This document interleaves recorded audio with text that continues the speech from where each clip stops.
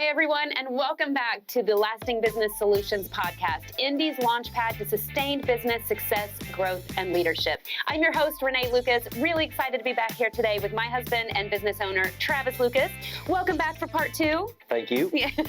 We are going to take you on that journey through rock bottom and up through the valley. I really didn't want to talk about it again, but let's do it. Yeah, let's do it. Let's roll.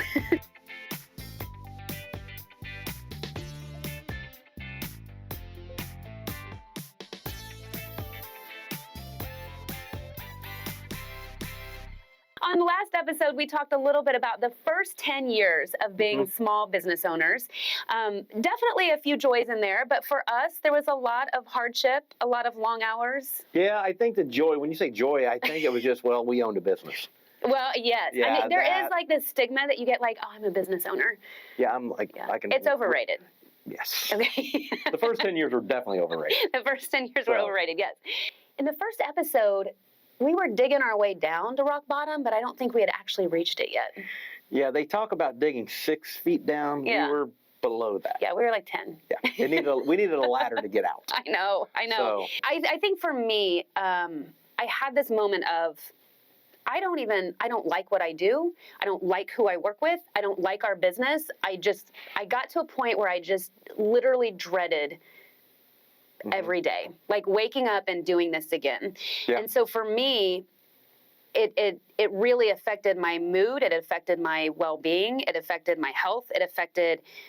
I started to feel some resentment towards the business. You know what I mean? And fortunately, I will say, we didn't let it go on long enough, but I think if we would have, I probably would have started to resent you a little bit because it was your trade, and I got you into it. Yeah, thanks a lot. Yeah. Yes.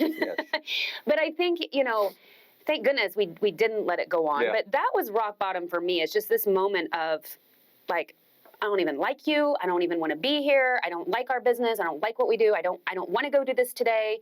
And I just was getting very resentful and almost hateful towards it. I was starting to not recognize myself. Yeah. What was it for you?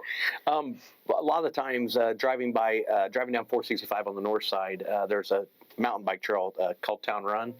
And when I would see people out there riding and I was working, I would get literally absolutely mad that I can't go out there. I don't have time. Why aren't they working? But you're the business owner. So why?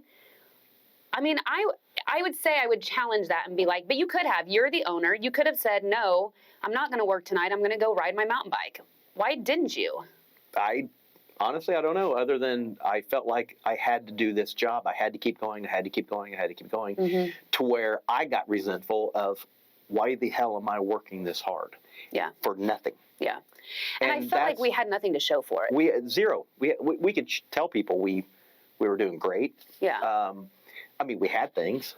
Yeah. I mean, we had employees and we had vehicles and we had a shop. And so there were things that we had built over these 10 years, right? But I think for you and me personally, like when you go into business and you think of what I refer to as like the fairy tale business dream, right? We didn't have any of that. I was like, I don't have any extra time. I'm not working from home. I'm not calling the shots. Like, people are calling the shots for us, right? Because that's rock bottom. Yeah, I was miserable. It used to be a hobby, switch to entrepreneur, switch to I hate this because it wasn't fun anymore. It went from fun because I enjoy doing HVAC to now it's not fun. So let me ask you this, like. You and I have very different personalities, right? Opposites attract. Paul Abdul says so. It's true. Paul Abdul.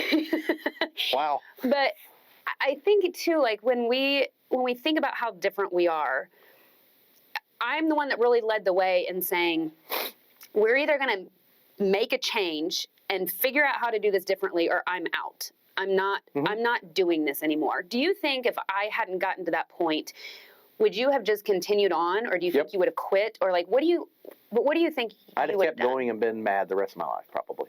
Do you think so, really? Yeah, or I would have shut it down and went and worked for somebody. I had that. I don't know how many times that crossed my mind. I mean, this is stupid. Why we are gaining nothing from this? Yeah. Why do I have to work this hard for nothing? So therefore, I'm like, my easy way out is I'll shut the thing down. Yeah. I'm like, you'll go do whatever. You go find another job. I'm going to find a job. I can find a job anywhere. You probably made more money. Honestly. Probably.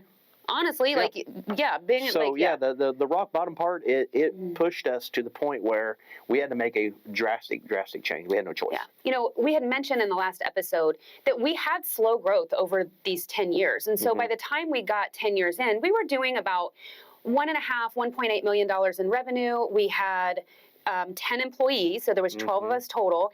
And so not having any sort of business training and managing people. I know, like, again, on the outside, we look like superstars, right? Yep. But on the inside, we had no idea what we were doing. We didn't know how to lead a team. We had no leadership skills whatsoever. We had no management skills. We had no financial background in how to make sure that the business was financially sound and stable. We didn't have any of that. And when you don't have that, what we know now, stress is over the top. Oh my gosh. What did build us up for the main bottom? Was it you? Was it me? Was it the company? I think I remember this one specific time. So as a woman in our line of business, so a woman in the trades, I mean, we're in a business that like used to be like the good old boys club, right? Yeah. And so I felt like there was a lack of respect by some of the actual employees that we had. And I remember we were in a meeting, which we had very few of those at the time. Meetings were useless at the time, but they weren't. Yes, we disagree on that. But I remember there was somebody he was an installer with us, and he literally looked me in the eye in the meeting, and he completely challenged something that we had just said. Yep. Never broke eye contact, and I walked out. And I was like, I've got to take a walk, or this is not going to go well. This is not going to end well, right? And that for me was a breaking point, because I was at a point where I was like, I don't like what I'm doing. I don't like who I'm becoming. I don't like you. You know what I mean? Yeah. And it was this point for me, if I've got to leave my own business and take a walk to cool off because I feel so disrespected, so whatever, then we've got a problem here and I'm done. Yeah, leading up to that, that's the same with me. I had to look myself in the mirror. I was a bad owner, manager, boss, whatever you want to call me. In what way? In what way do you think you were bad? You make one little mistake and I would fly off the handle, because we were getting close to that bottom out. Point. So therefore any little thing caused me to lose it. Yeah, like not breaking down a box that goes in a dumpster. Yeah. Yeah, something that simple. I know, but dropping screws on the ground and you didn't pick them up. And I would just unload on the team, and I'm like, wow, I've gotten to this point. This is no fun anymore. So I was doing a lot of networking at this time, and I had lunch with a good friend of mine. Her name is Jen Barron, and she actually wrote a book, Reset Your Mindset. Yes. Yes, we went to the book signing. And I had lunch with her. In the middle of lunch, I started crying. And she looked at me, she was like, what's wrong? And I could not answer her. And I was embarrassed, and what is wrong with me, sort of thing. And she looked at me and she said, oh, you need a Cindy. And I was like, what's a Cindy? A Cindy was a therapist. I completely blew it off at first, because I was like, I don't need a therapist. But then the more I thought about it, and just thinking like, I don't know who I am anymore. I don't like who I am. I don't like what I do. Maybe I do. And I remember do you remember me coming to you and saying? Yeah, and I thought you had really lost it at that point. So I mean, and I thought we were at a low spot, and then you tell me that, I'm like, who am I married to? But the business caused this. It 100% caused this. And I remember you saying, you looked at me and you were like, everything's okay with us, right? And like, we're not going to marriage counseling. Right? Yeah. I was like, no, we're going, because I even had this like, I don't know. I was just not in a good headspace or a good frame of mind. And I remember I would think all the time, and it's horrible, but I would think like, why is this common sense to me and it's not common sense to you? And that's not a good relationship to have with people. And it's a very arrogant way of thinking. But I was just in a place where every day was horrible. It was Groundhog's Day. An assembly line, things just kept coming down the line and nothing changed. Yeah. And that's what brought us to the bottom of the hole. Yeah. Well, we always joke, like, if the business was solely owned by you, it would actually be a charity. 100%. It'd be a not-for-profit charity. And if you owned it alone, you'd have no employees. Or customers, probably. Nothing. And that's why we're so good together. Yes, but that's part of the reason we got to make that change. Yeah, we had to make a change. Yeah. And I was. My fuse was short. It was very, very short. And it's not something I'm proud of. Like, when I look back on that, I am not proud of that. And I'm not proud of the people that had to work with me at that time, or really, probably the people that had to work with you, because your fuse was short on everything. It was hard. So, we get to this point of, we've got to make a change or I'm out, sort of thing. But it's like, where do we go from how? Yeah. We didn't know what was wrong, right? So we going thought, back to networking, let's be honest. Yeah, go ahead. What we thought was wrong was everybody else. That's a really good point. I'm going to blame everybody else at the company and not me. Yeah. So now it comes down to, how do we fix that? Because we can't get rid of everybody. Or can we? Or can we? Yes. So what did we do? There was a financial advisor in my networking group, and his dad, he grew up in the HVAC business. His dad owned an HVAC company. In Indy. Yep. He said to me, you need to get into a mixed group. Never heard of a mixed group. Had no idea what that was. You had no idea. I came home and was like, and you what's a came mixed to group? me and I'm like, that's a waste of money. That's a waste of time. Well, you didn't even know what it was. Well, yeah, but it's still a waste of money or time. It's got to be, because I got to work. Yes. So, yes. So, we did this. I did some Googling. By this time, the internet had been born, I think. Like, I'm kidding. Oh. Like, Napster might have been I know. around anymore. We went to the World Wide Web. Yes. And we typed in mixed group, HVAC, or however we found it, and we discovered the Air Conditioning Contractors of America, ACCA. And so in our industry, think of it as like a member organization, a best practices group, that sort of thing. And so there happened to be a conference that was coming up for that. And I told you, I was like, it was in Charlotte, North Carolina. Now remember, we'd never traveled for work. Oh, no. Ever. So we'd never traveled for work. We never, that wasn't even on your radar or on my radar at all. In my eyes, that was a waste of money. Yes. And so when we talked about it, that's exactly what you said. You're like, we're not doing that. No. That's a complete waste of money. We're not doing that. Yes. And so I put it on a credit card. We go to Charlotte. And I'm like, how are we going to pay for this? Well, I don't know. We'll figure it out. We'll figure it out. So we go to Charlotte, and the first night we're there. So remember, we're already like rock bottom. We don't really know what we're doing here, but we know it. Jay said, get in a mixed group, and so we're doing something. We're listening to the person we really don't know. Yes. So we're doing something. We get there, and we get a phone call from one of our 2 lead installers. One of the 2. Yes. Yeah. I'll let you finish this. If you remember, he says he's going to go work for the contractor we do work for. Yes. So he quit as soon as we left. He quit. For a contractor who we had a long relationship with, felt like we were friends with, had dinner with him and his wife. I mean, it literally, we're sitting in Charlotte for the first time ever being away from our business. And we couldn't get any lower. There's literally, let me pull the knife out of my back. Yeah. I mean, it's how we felt, right? Like, we were just in this place of we're trying to do something to get better. Yeah, change the trajectory. And we just made the wrong decision, right? So we just had an employee that quit. So the next morning, the conference starts. Mind you, we've never been to a conference before. Yeah, we don't know what to expect. Yeah, we are we're wearing jeans and t-shirts. Yeah. You know what I mean? We have no idea what to expect. We go there, and you go to a session, and I go to a session, and another moment that I'm not proud of. There are many moments in this years 10 to 11 that I am not proud of, but they were pivotal moments, and I will never forget them. But I was in a session on company culture, and the talk of company culture was brand new to me. I didn't even really know what that meant. I think that phrase was new at that time, very new at that time. Well, and it might have been. Yeah. It might have been. So I'm in there, and they're talking about all these things for employee engagement and employee tenure and all this other stuff. And I'm thinking about the people that we have on our team. And I use the word team very loosely at this point, right? And I was like, well, we didn't have culture. No, we didn't have culture, but we didn't know it. Again, you don't know what you don't know. But I said, we get to the end of this.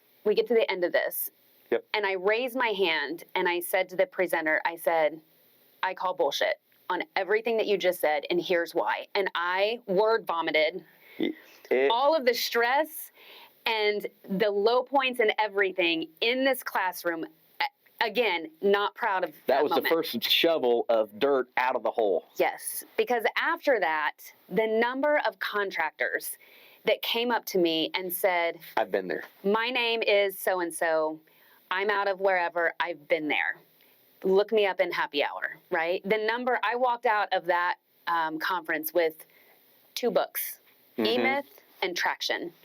You had people come up to you. I walked out of there with people going, was that your wife? I'm like, yeah, what happened? Because I wasn't in there. No, and that's one of those things that people like somehow seeked him out and introduced themselves, come look for us. We had somebody at one of the HVAC manufacturers, somebody that's pretty high up there. He came and found us and sat down with us. And that was the beginning of the turnaround. That was the beginning of the turnaround. And so, one of the takeaways that I would say is no matter what industry you're in, you don't have to be in the trades like we are, but no matter what industry you're in, are there best practice groups? Are there member groups? Are there small groups where you can just be on a text message string or Slack or Teams or something with people that you can reach out to and talk to? Because we didn't even know when we were in it that existed. That was a different world. All we knew was what we did on a day-to-day basis. Yeah. And that's where we met our friends in our mixed group to this day. Yeah.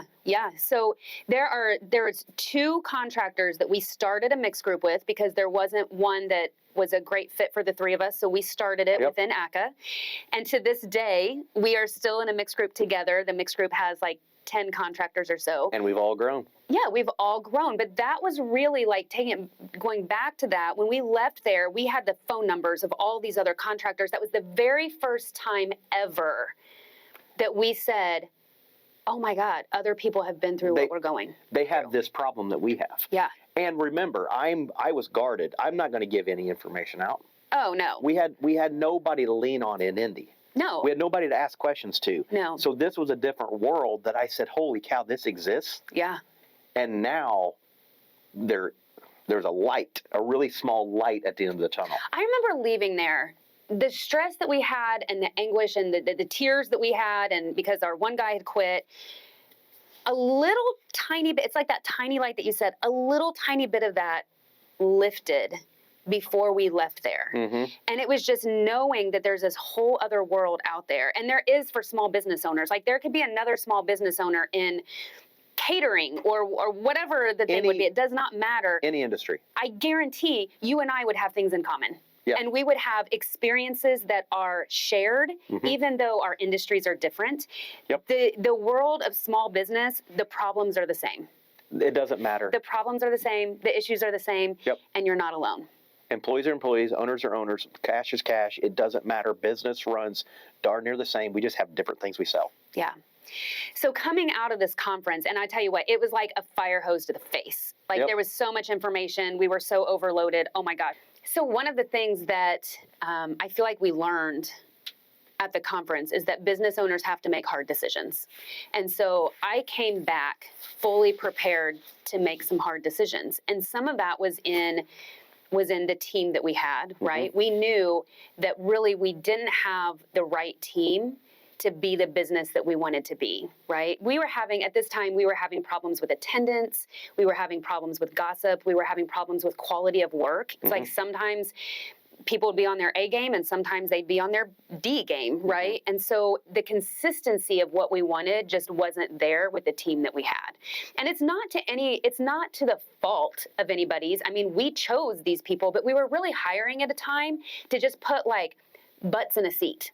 Yeah. Right? And so we weren't hiring with any sort of purpose or any sort of vision or any sort of goal. And I think that goes back to when we started the business, we had no vision. Yeah. Our vision was the fairy tale dream, right? And the fairy tale dream doesn't work. No. And then it got us to, we had to make some hard decisions. And one of the hard decisions was I had to change. Yeah. Well, I had to come to grips with how I was with other employee decisions we had to make. Because honestly, nobody's going to want to work with us or for us. Correct. If we're like not nice. Yeah. You know what I mean? Or if we're losing it, if we're always on a short fuse, who wants to be in an environment like that? So and we had contractors that called us out on that at the conference and said, you need to start by looking in the mirror. Yep. And so we did. We did, and it was hard. I say to this day, I was like, a lot of what we did at that time required like a bar of chocolate and a bottle of wine because I was looking in the mirror and it was a lot of really hard self-evaluation. So we had kind of the people part that we knew had to change, but then we also had the type of work that we were doing, right? Yeah. So we were doing work that you had always known, like the new construction, the rehab style things, like that's where you started your career. That's what you were most comfortable with. That's what you really enjoyed it. Yeah. I did. I got a satisfaction out of it. I did. I got a satisfaction when it was done. Big money, big house, big money. Well, that's not what it was. Right, but you think it is. You think it is, and because once again we go back to we didn't have any business plan. Right, any sort of financial sense or anything, right? So a couple things when we came back that we really looked at is the type of work that we were doing. How do we transition from doing, this type of work into a true service type business for homeowners and small businesses like ourselves? A lot of it came from your networking. It was a slow roll. Yeah. It built, and then our name got to this person, got that person, because I was working really in some of the worst neighborhoods in Indy. Yeah, absolutely. I was. Absolutely. And at any point, your tools are gone. Yeah. Your truck may be stolen. I don't know. Yeah. And you opened the door once, and there was like of a vacant house, and there was a guy in the closet. I mean, that's a scary moment when you're face to face with somebody and you don't know. That was probably a turning point too. Yeah. When you come face to face with someone in a closet and you don't have a gun, you don't have a knife, you don't have anything on you. Now you don't have a hammer on you. Yeah. I might have had my keys. Right. So, but I know the networking. We got our first job in the outskirts, and I was like, this work exists? Oh my gosh, what is this? We're in a home talking to homeowners. Yeah. So I think that part, the networking really drove the change because I wasn't doing any networking. No, but let's go back for a minute too, because I think the other point that was brought out to us was the financial side of things. So for the first time from that conference, from being surrounded by other contractors, being in a best practice style group. KPIs.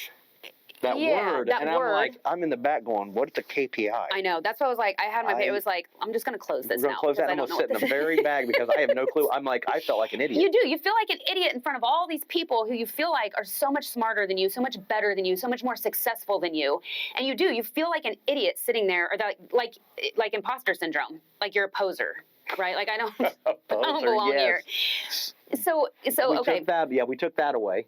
We took looking at the financial kind of side of things. So one thing that I'll say, we came back with a dedication that we are going to spend time each week working on the business and not in the business. That was a very new concept to us that we learned. That was very hard for me. Yes. And so as a married couple, we had decided that your time to do that was going to be early mornings. Super early mornings. Because you're a morning person. Yep. Mine was in the evenings. Yep. And so I had to say like 3 nights a week, from, I don't know, 5 to 9 or 5 to 10, whatever it was, I'm going to be working on this. Don't tempt me with a glass of wine. Don't ask if I want to go out to dinner because I need to focus on this part of the business. And we did respect each other for the most part. Yeah. We respected each other through this. But that's what really got you looking at, okay, how much am I charging for these jobs? And then how much is it really costing me? Yes. And it was an eye-opener. Well, and at this time, we really didn't have a lot of overhead. Yeah. And so where we started at was even just looking at the cost for the job, the equipment, the material, the labor cost. We were looking at those things and realizing from that, there was nothing or barely anything left over. And so that's where, when we had contractors say to you, you have to get out of that type of work because there's no money to be made in it. If there's no money to be made in it, you cannot grow the business. We got the financial starting to roll. Well, we started working on it. But the glaring thing in front of us was we got to do something with our employees. Yeah. So we actually, we ended up making the decision together that we ended up cutting the business in half and starting over again. And now, what was running through my head was, how can I work any harder? Mm-hmm. Now I have less employees, so now I've got to somehow manufacture more than 24 hours a day. But you know what? I do remember too, though, Travis, we were so miserable that you were willing to do it. Those are, yeah. True. Yeah. So we sat down. I mean, we sat down and we met with everybody. And there's some people that we parted ways with right at that time. There's some people that we gave them time to go find a job. Yeah, we gave somebody time to go. And to this day, like that person too is still in touch with us, still refers business, is really happy. His niche was not HVAC, right? And that's okay. How hard was that too?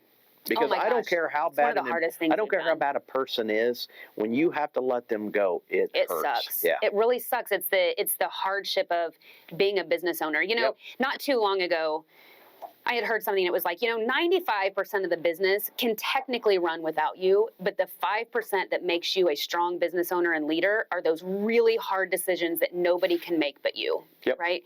And this is one of them, is to sit down and do that and make that decision. Like, it's just, it's gut wrenching. Yeah. And there's so much anxiety built up around it. You don't sleep, you worry. There is this what ifs, all these things. For the first time in our lives, though, I felt like we planned for something, because we did plan for that in a time of year that was our slow time, right? Yep. Because we knew that we were going to have. And tell me again, how many people we let go? Yeah, we went from 10 down to 4. Yeah. We went from 10 to 4. So there's 12 of us total with me and you. Is there anybody left from that original? One. That's right. So, coming back, there's 3 big things that we looked at coming back from that conference. We had to look at the team that we had, right? And remember, I used the word team. Yep. Very loosely. Yep. We had to look at the type of work that we were doing, and we had to look at the financial side of the business. You're missing one. What? We had to look at ourselves. Oh, yeah. We had to. So there were 4 main things. 4 major things that had to be addressed. I left out the hardest one. You did. Yeah. Those had to be addressed, or things weren't going to change. With that in mind, coming back from the conference, we started with a piece of paper and a pencil. And we started listing the things that we loved about our business, and the list was short at that time. The things that we did not love about our business. It was long. It was very long. It was a scroll. It wasn't a notepad. It was a scroll. No. We also looked at our own strengths and weaknesses, because there was a lot of things that you and I were doing in the business that we weren't good at. It was not our strength, and it was making us miserable. And so really looking at, okay, how do we, because now we've got a whole new team that we need to hire, right?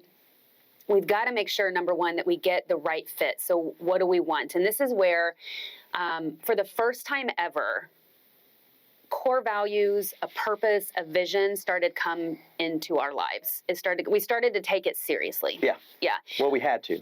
Yeah, but even before that, like, I had read a couple books that mentioned core values, and I would literally almost skim through those chapters, because to me, it felt like fluff, right? I was just like, okay, core values.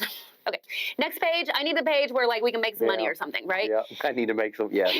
So I don't know, I just didn't take that very seriously until we started thinking about one of the things that was making me so miserable, and that's who we were working with. And it was like, who do I want to work with every day? I was easily able to identify who I wanted to be surrounded with every day. And I think that helped develop our core values. And not only those people you're on a day-to-day, but businesses outside from ACCA. Yeah. Those connections had to be there, because we could not do it ourselves. Right. So coming back and focusing really on those 4 things, that led us, like, that took us through a year or so. And then we actually discovered, by a mailer that we got, another best practices group, and we ended up joining it, and we ended up going to a business boot camp. Actually, I went by myself, because you couldn't pull away from the business still. I was still in the field, and I didn't have a choice. No, and so I went by myself, which was really scary, because I didn't know.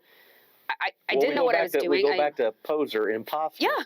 You're going there. You own a business, but you have no clue what you're doing. Yeah. Now, we're not in the hole anymore. We're digging out. Oh yeah, we're definitely in a place. We're at the bottom still. Yeah. But I'm not crying myself to sleep every night. Exactly. So things are starting to change. Yeah, things are starting to go up a little bit. Yeah. And I think for the first time, we started to really develop a vision of what we wanted, and we started setting some goals for ourselves. And that is something that we were really missing in the first 10 years. And I think a lot of small business owners are, to be honest with you. Like, they start for kind of the same reasons that we did. You're really good in your trade, you have good customer service skills, and you're a hard worker. That will take you so far, and you will see some success with it, and you will see some growth with it.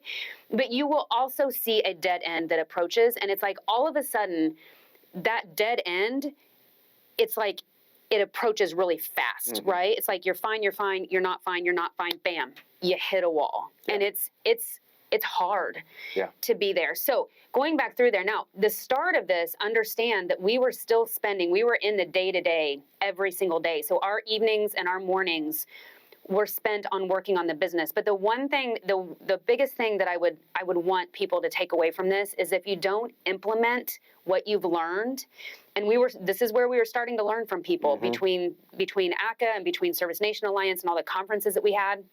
If we would have taken that back and left it sit on a desk, we would be in the exact same place that we are, or we would have just closed the business down. Yeah, we'd have given up, right? And you got to be willing to. It's hard, and if you do not want to take that challenge on, you shouldn't be in business. No, and you probably shouldn't. That was I guess the straw that broke the camel's back is if we don't do this, we're done. Yeah. So we decided we're doing it. And I will say, research actually shows the percentage of people that go to a conference or a class or something else, the percentage of people that actually come back and implement what they've learned is extremely low. Very low. Right. I think there was a number of 95% of the people that go to conferences don't take and utilize what they learned. Yet they spent the money. 100%. So the tip that I would give is bring back one thing. Don't make it feel, it doesn't have to be that you brought back you're going to bring back a notebook full of things, but you picked one thing that you worked on at a time. Like you started with our install department. Yeah, I had to start with the install department, but what's that saying they say, how do you eat an elephant? Yeah. One bite at a time, because we were staring at an elephant. 100%. Yeah. And it was about to trample us. Yes. So you had to pick one. I had to pick one thing. It was install. When we started looking at the numbers, I'm like, oh my gosh, I've got to work on this. And I dedicated, it was out every single morning up at 4:00, and I worked until 7:30. Yep. Before I had to start getting phone calls. Yeah. So that was really what you started on in the business. For me, it was really developing our purpose. Right? Our purpose, our vision, our core values. And we're going to touch on this. This is what we're going to talk about next time, is the real importance of this. It's not fluff. It's not fluff that you just put in and it's like, oh, that's cute. Or it's not something that you use ChatGPT for and you put it together for your business. If it doesn't mean anything for you, it won't do anything for you. You won't carry through with it. No. So, and when we first started talking about core values and a vision for the business, you were like, I had zero, I don't know. I thought it was all made up. Yeah. So, I remember you saying to me, none of the other businesses I've ever worked for has ever done this. Those are facts. And so, why would I? And I think that was a great thing. It was like, yeah, but do we want to be like other companies? Every other company who's getting by, who on the outside looks spotless. Yes, but they're not. Or do we want to be the company that we want to be? And what does that look like? And it doesn't have to look like success. That's the other thing too, I would say. Success is not money. Success is not money. No. And success is also very independent of other. We're on the same page of what success is, but to another HVAC business that could be right down the road from us, they could also be successful, but success means something different to them, right? And that's okay, but it's really understanding your own identity and who you are and what you want to be and where you want to take this. And our purpose is we really spent a lot of time on this. Our purpose really started to develop around other people too. And because it did, and because we truly understood that, it really has led us to the team that we have today. Correct. And the one thing you didn't bring up is we parted ways with people we thought were friends, but they were not. Yeah. And I hate to say this, but if we'd have stayed with them, all we did was say how bad things were, because they were business owners. Yeah. And we had to split. Yeah. Because we were going to be down in there talking how bad my day is, how bad my year is, this sucks. Therefore, it sucked to break friendships. You think the business is the business, and then this is personal. It's so intertwined because your circle becomes other miserable business owners. And that's what I'm getting at is, did I want to break friendships? No, but if they were business owners and they were miserable and we were miserable and we didn't make a change and we stayed with them, we would probably be in the same position. Yeah. Trav, I'm so grateful that we went through the rock bottom phase that we did, because I really think it's made us the people that we are today. And it's made me know that we can truly accomplish anything we want to, right? And so there are so many things that we could continue to talk about. And we could go on and on and on, of course, but. Oh, we can write 3, 4, 5 books, I probably. Right. But yeah. Oh, yeah. But we're going to wrap this up, and we're going to talk a little bit more in our next segment about the vision and the purpose and the why, our personal why, which leads us into the new vision that we had for the business, and then how we really got there, and then which is leading us to where we are today. So join us next time as we talk about purpose, vision, our why, legacy. All of those things will be wrapped up in our next segment on the Lasting Business Solutions podcast, Indy's launchpad to sustained business success, growth, and leadership. Thank you so much for being here with me today. I would love it if you would subscribe to the podcast or share with a friend.